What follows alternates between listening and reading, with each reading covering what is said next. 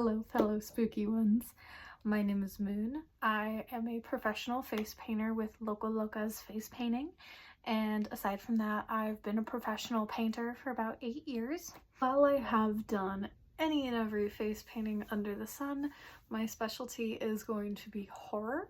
So whether that is your niche or if you're just looking for an easy Halloween costume, you've come to the right video. Welcome to the beginner's guide to a skull face painting. I'm going to give a few warnings and disclaimers before the video starts, and then I'll go over a quick list of all of the items that I'm going to be using, and then we'll get right into painting.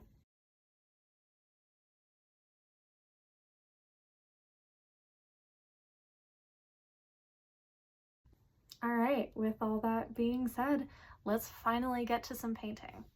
So, first and foremost, I'm going to be painting on a clean face. I just washed my face before making this video. It's going to make the paint apply a lot easier than if you already had makeup on or if you were painting on a sweaty face.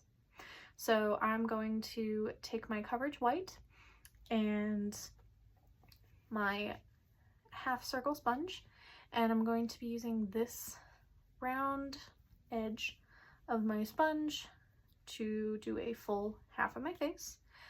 I'm going to spray just a couple times. Really load the sponge up.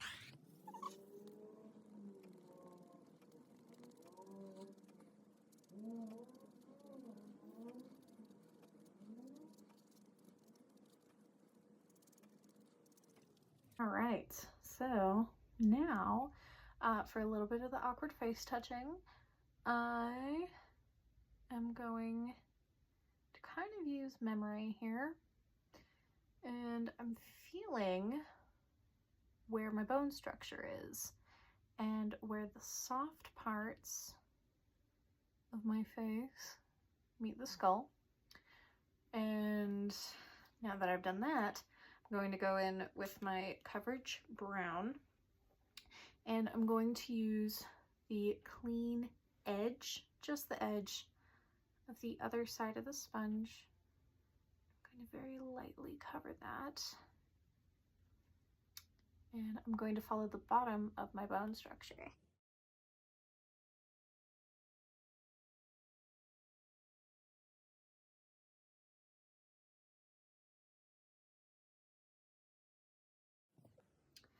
Alright, now that I look like I got beaten, I'm going to take my black liner and a round brush, and I'm going to make a little pool in my black liner paint. And the reason I'm using a different paint now, I know you're hearing me say liner instead of coverage, is because this is a wax-based paint, so it'll sit on top of the coverage paint and not get all weird and muddy, and we'll actually have those crisp lines that we're looking for. So I'm gonna go in, feel that structure one more time before I commit to the bit and put in those lines. All right.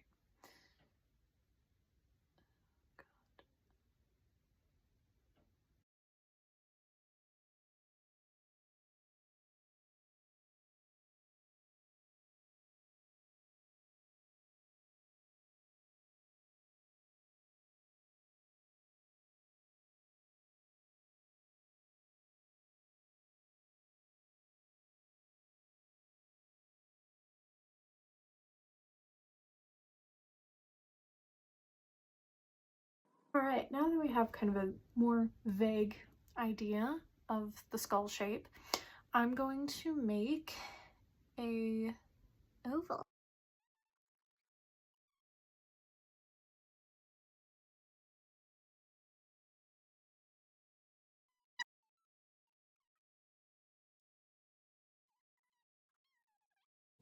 It works.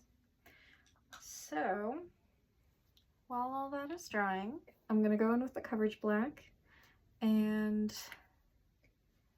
the other sharp edge of my sponge. It's okay that it has some weight on it. And I'm going to go over my lips up until the circle.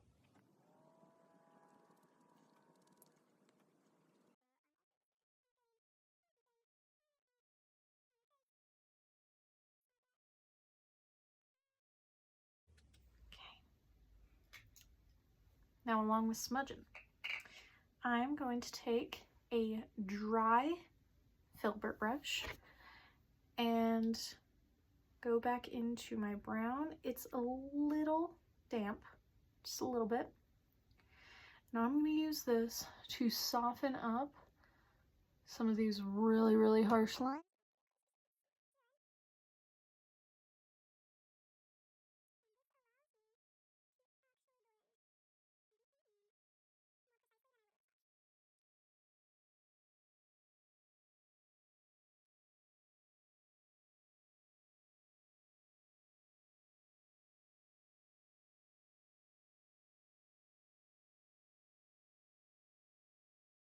Alright, now to make sense of the super weird overdrawn black lips, this is going to make a very easy background for our teeth.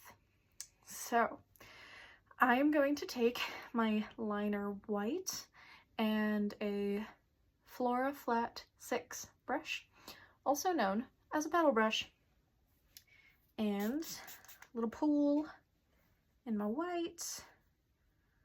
Really load up that brush, and I'm going to show you on my arm real quick the process with this one, because it does take a little more finesse than the others have.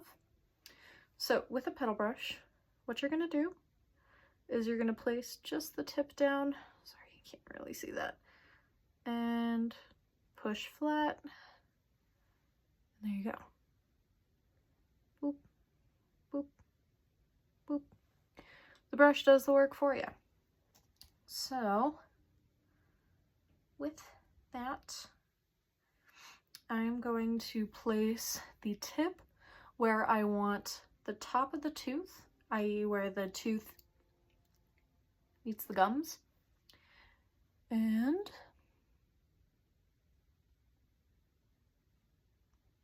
perfect tooth.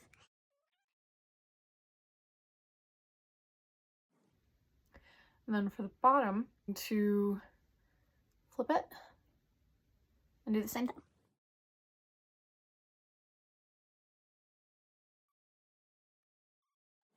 There we go. And just to clean them up a little bit, one more time with the liner black, but this time with a fine line round brush. See how much skinnier that is than the last one? I'm gonna go make little V shapes in between the teeth to create some actual variance.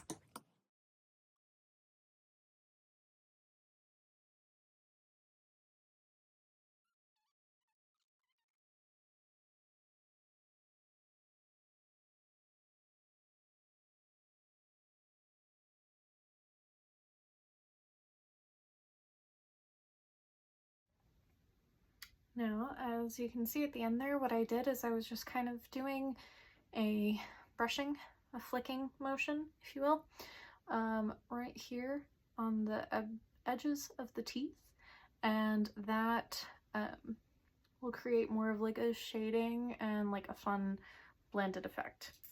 So, final step, I swear, is to add a sort of comical variation between my flesh and the skull, and that is to create a weird wibbly line down the middle.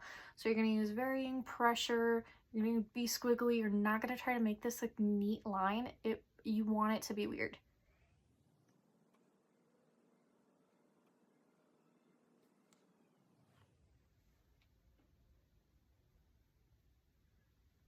Okay. And there you have it. Skull. No skull. Alright, well, thank you guys so much for joining me on this tutorial. Have so much fun painting.